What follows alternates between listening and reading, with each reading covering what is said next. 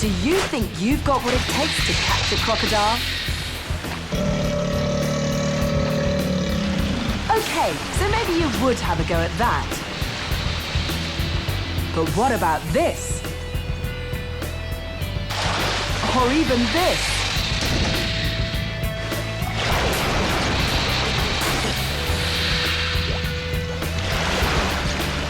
And could you really see yourself doing this?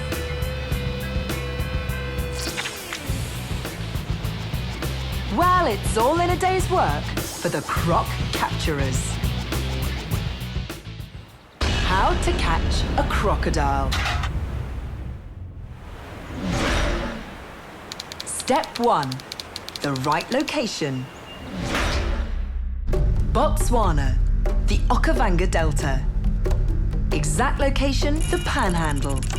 It's the name given to the area where the Okavango still has the appearance of a mighty river before it spreads out into a tangled maze of lagoons and channels that covers an area the size of Switzerland. Growing to a length of 6 meters, the Nile crocodile is a key species, vital to the fragile ecological balance of the delta. The interdependent chain of existence of the inhabitants of the delta could be irreparably damaged by the loss of one of its top predators, the crocodile. A significant fall in their numbers could have a disastrous impact on the local ecosystem, as the larger fish they prey on would become too numerous and in turn would decimate numbers of the smaller, cleaner fish, whose feeding keeps the river channels clear, enabling the water to flow.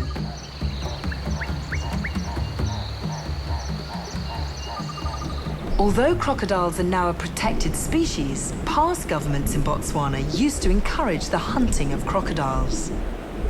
The Botswana people were urged to get rid of what they perceived to be a menace to the life of the river-dwelling people and cattle, and crocodiles were hunted to the verge of extinction. The Delta is the location for a vital ongoing study of the ecology of the Nile crocodile. Whilst the primary objective of the research is to contribute to the conservation of the crocodiles, data on these giant reptiles also gives vital clues to the well-being of the Okavango as a whole. The study is being conducted by researchers who go to amazing lengths to collect the necessary data and samples on the local crocodile population.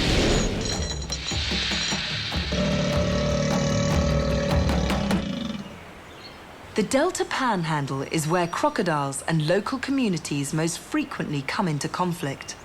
Communities are understandably upset by crocodiles taking their domestic animals, and from time to time, tragically, their children. Paddling in a traditional Makoro canoe is by no means a guarantee of safety, as larger crocodiles have been known to take people from canoes and boats. Statistically, crocodiles do much less harm to people than hippos. But there's something about crocodiles that is perceived as monstrous and frightening. The crocodile's future could be bleak, unless the people who live along the riverbanks can be convinced that the reptile's existence brings more positive benefits to them than their removal would. Working from a basic riverside camp, the Okavango Crocodile Research Team gather vital information to protect the crocodiles for future generations. Aliki Strydom heads up the research team. Crocodiles are a very important species in the ecosystem because they're predators. They keep this fish species under control. The conservation of this population is very important, not only for the crocodile, but also for the system. The Okavango River is a jewel of the Kalahari. It really is. If this dries up, the whole of Botswana will be a desert. There won't be much left. Step 2. Know your subject. Crocodiles' eyes are covered by nictating membranes, like an extra eyelid that protects their eyes. Their nostrils, eyes and ears are situated close together on the top of their head, so the rest of the body can remain hidden underwater while stalking their prey. Their coloration is also designed to help with camouflage. They normally dive for only a couple of minutes at a time, but can stay underwater for up to 30 minutes if threatened. Their jaws are capable of exerting a phenomenal force as they snap shut on their prey. Their mouths are filled with a total of 64 to 68 cone-shaped teeth, designed to easily tear through limbs and flesh.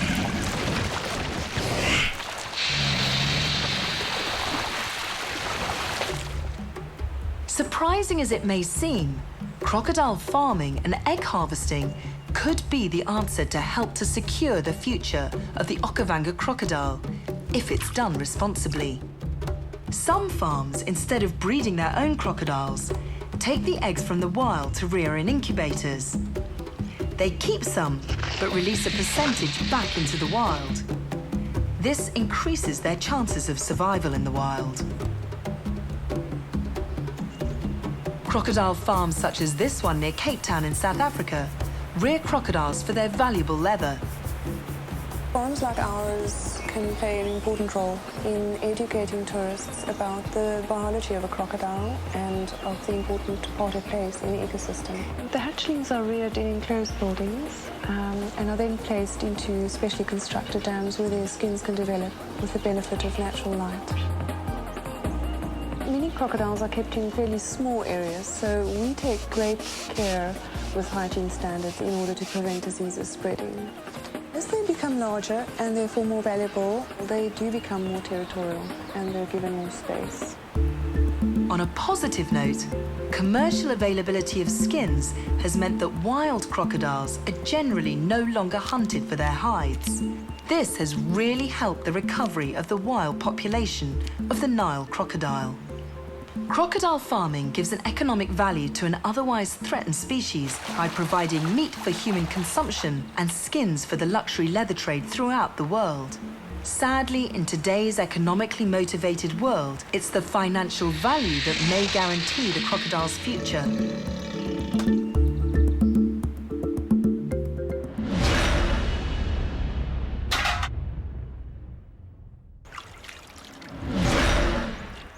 Step 3. Do the groundwork. The research team used boats to cover a study area of up to 22,000 kilometers in the wet season. The first priority of the study is to work out how many crocodiles are nesting and laying eggs in order to get an idea of the population size and rate of reproduction. So Aliki heads out to search for crocodile nests.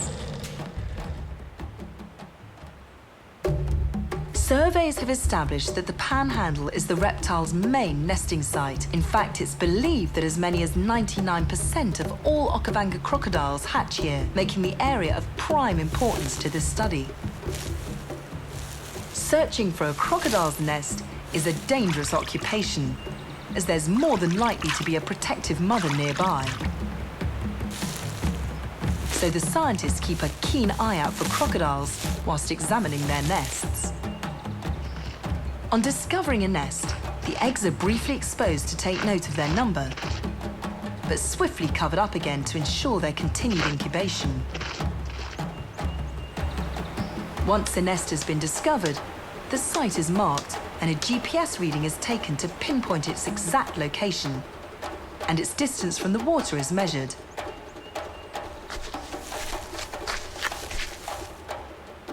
An unusual aspect of crocodile biology is the phenomenon that the sex of the hatchlings is dictated by the temperature of the nest during incubation. Males can only develop within a narrow temperature band. This means that the effects of global warming could be particularly harmful to crocodiles, as a permanent temperature shift could result in unisex hatchlings. This would effectively wipe out the species. But the nesting sites only tell part of the story. The research team actually have to catch a crocodile to get the vital information they need to determine whether the crocodile population in the Okavango is doing well. Having spent all morning searching for nests, Aliki heads back to camp to collate her findings and prepare for a crocodile capture. Step 4. Set your trap. At the camp, they're preparing for a trapping session. The research team have to custom-make their own traps. They construct a fairly simple box trap mechanism which can be transported by the boat. And of course, the trap mechanism must be tested.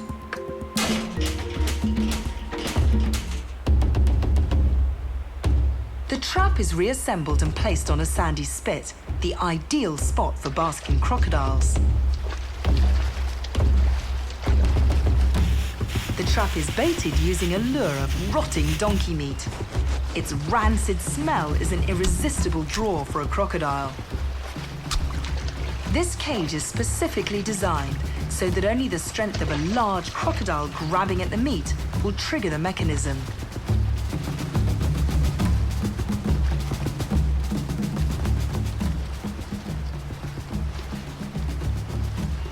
A careful watch must be kept for stalking crocodiles while the trap is being set. The trap works by luring a crocodile through the open gate with the bait. As it grabs the meat, the pin holding the door open is wrenched out, releasing the door to slam shut.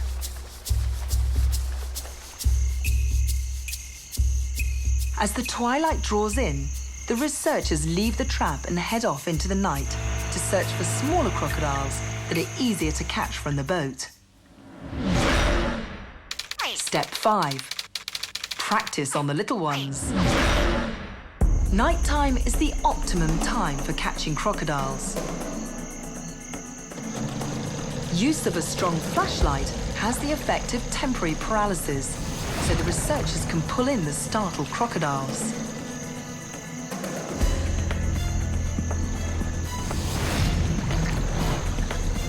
Although they're targeting smaller crocodiles, the capture is still a hazardous business. Even small crocodiles have incredibly strong muscles and sharp teeth.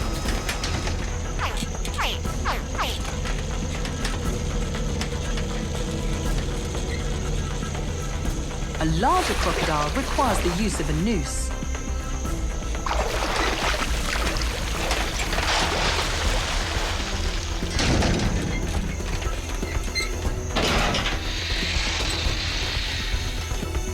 Once the crocodile has been immobilized, the team begin the sampling process. The mouth is taped up so that it would still be easy to lose a finger to these razor-sharp teeth. The sampling is done as swiftly as possible to reduce the stress caused to the crocodile. The samples collected help to build a picture of crocodile numbers, distribution, biology, diet and feeding habits, and breeding success rates.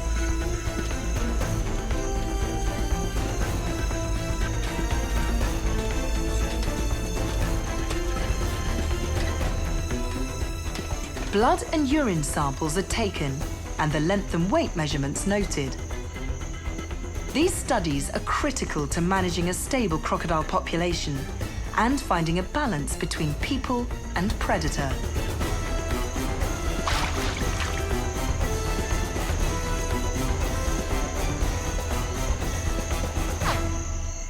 Not even this tiny hatchling is excluded from the study.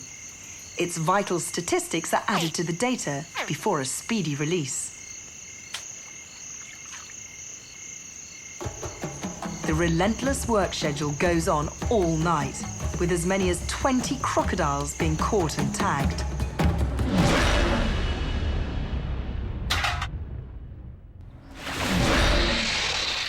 Step 6. Put your skills to the test.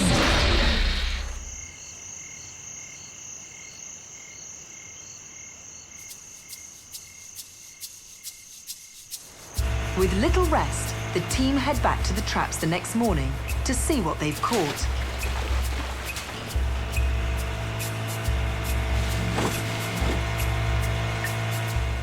They're a bit disappointed when they get to the traps to find that its captive is somewhat on the small side. A 2.5-meter crocodile would seem large enough to most people. But another vital part of the study is to attach radio tags to mature adult crocodiles. As yet, this year the trappings have not caught a large enough candidate for the scheme. Removing a crocodile from the trap is a difficult maneuver. The noose is fed through the bars of the trap and around the crocodile's neck.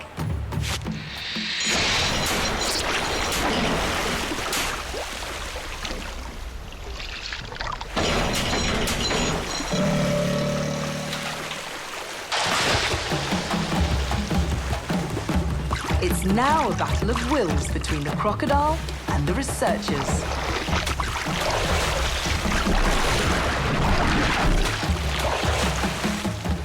Crocodiles are phenomenally powerful and surprisingly fast, but lactic acid soon builds up in the reptile system. After a few minutes of struggle, the crocodile is exhausted and the battle is over. The crocodile is dragged a safe distance from the water's edge, as the noise and splashing could attract the attention of other crocodiles in the area.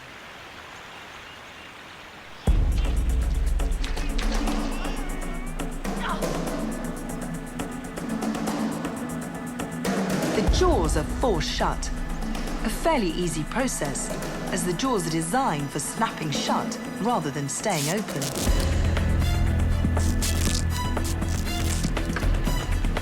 Tranquilizers aren't used, as they would affect the accuracy of the samples taken and put the crocodile's life at unnecessary risk.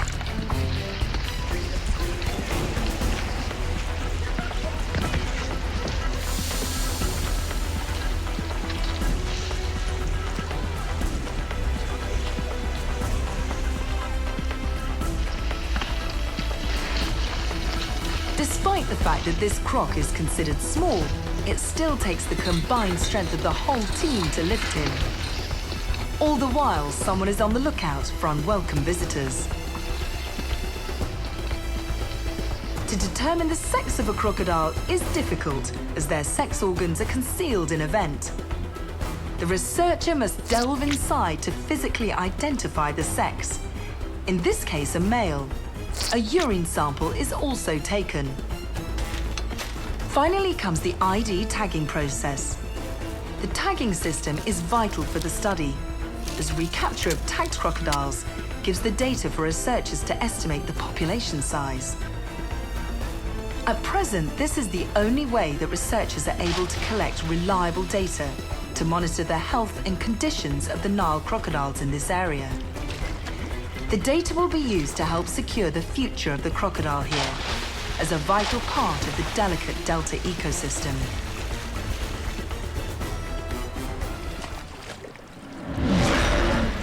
Step 7. Analyze your results. Back at the camp, initial testing of the samples can be done in the basic camp laboratory. This simple manual centrifuge spins the blood, causing the plasma and blood cells to separate. Taking a strip from the resulting froth, the protein content of the sample can be measured. From this information, the age and health condition of the crocodile can be determined. There's rarely any downtime, and Aliki goes out again to track crocodiles with a radio tracking device. She's monitoring a large female that was fitted with a transmitter last year.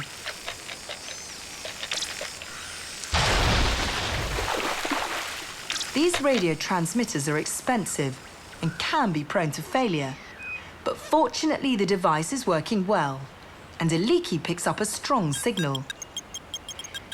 These radio tracking devices are helping to shine new light on territorial requirements of mature crocodiles.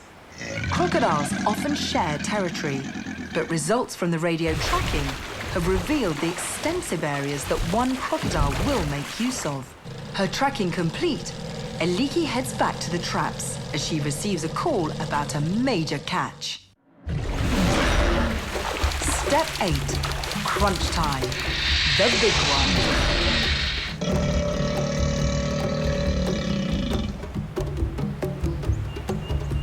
This time, the baited trap has snagged a veteran of the river.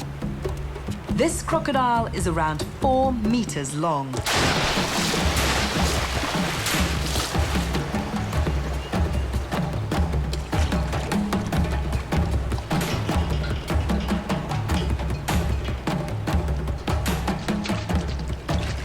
There's real excitement among the researchers, as handling and sampling a huge crocodile like this takes concentration and excellent teamwork, not to mention some brute force.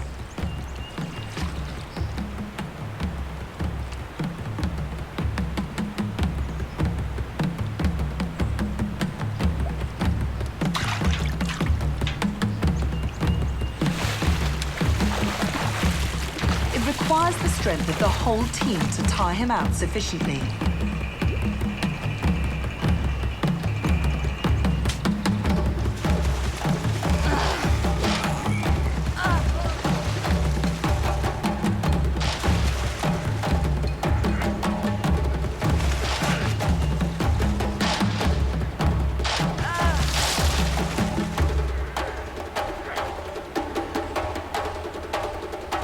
Due to its size, this time it takes longer for the lactic acid to build up and exhaust the crocodile.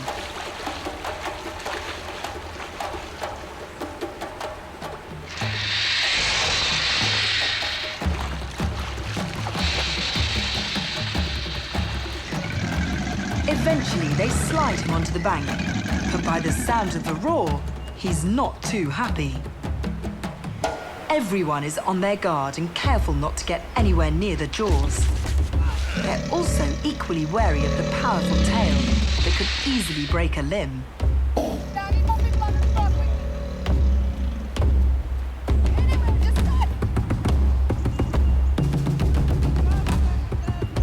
The measuring process reveals this to be the largest crocodile they've ever trapped, 3.9 meters. The largest recorded crocodile ever was an enormous 6.5 meters long. The thick, leathery scales along the crocodile's tail are known as scutes.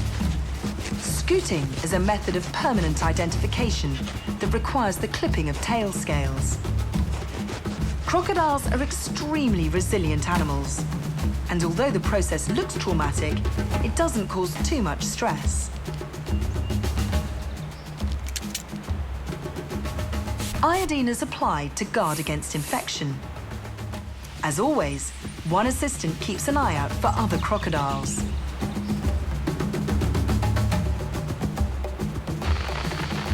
With a large crocodile such as this, a radio tagging device can be attached.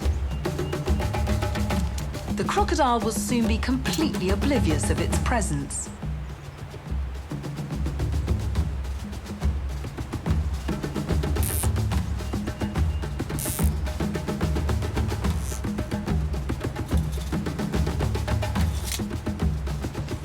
The ID number and specific frequency of the device are recorded.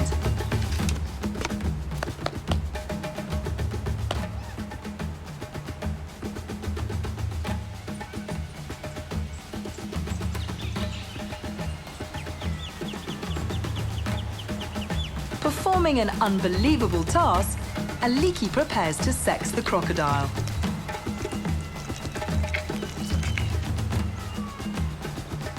She also collects a urine sample, and at last, it's all over.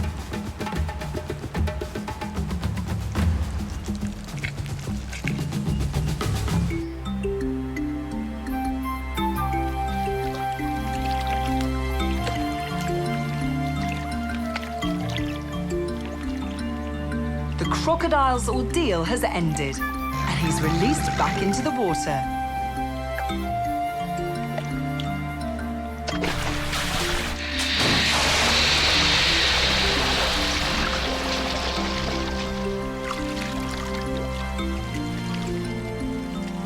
A triumphant research team celebrates what's been a truly successful afternoon.